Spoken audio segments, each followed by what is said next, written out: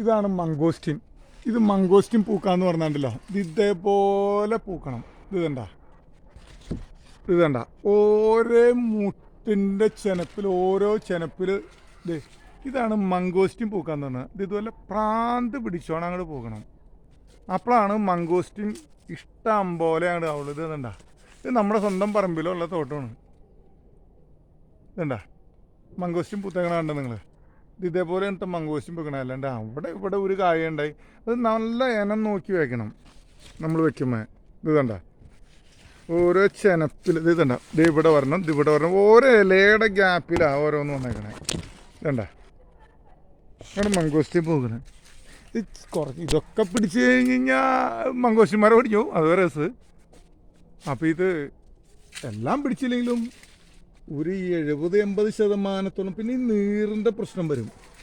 ഈ നീറിനെ കാണുമ്പോൾ നമ്മൾ അതിന് വേണ്ടി ചെറിയ ചാഴിപ്പൊടി ഇട്ട് കൊടുക്കുകയോ, അതുപോലെ തന്നെ മറ്റേ ജമ്പ് അതടിച്ചാലും നീറിനൊക്കെ നല്ലതാണ് കേട്ടോ. അത് നിങ്ങൾ സൗകര്യം പോലെ നിങ്ങൾക്ക് ഏതാ എളുപ്പമെന്ന് വെച്ച് കഴിഞ്ഞാൽ ഇതൊക്കെ ഉണ്ടാകും.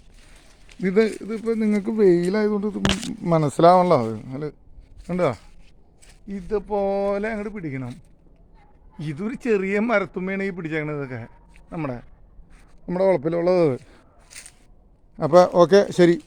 ഇടയ്ക്ക് എന്തെങ്കിലും ആവശ്യങ്ങളൊക്കെ ഉണ്ടെങ്കിൽ റംബുട്ടാനോ മംഗൂസിനോ അബിയോ എന്തെങ്കിലുമൊക്കെ വേണമെന്നുണ്ടെങ്കിൽ നമ്മുടെ തോട്ടത്തിലേക്ക് വന്നു കഴിഞ്ഞാൽ നിങ്ങൾക്ക് ഇതണ്ട ഇതേപോലെ ഇത് നോക്കിയേ കണ്ട ഇതേപോലെ പിടിക്കണം.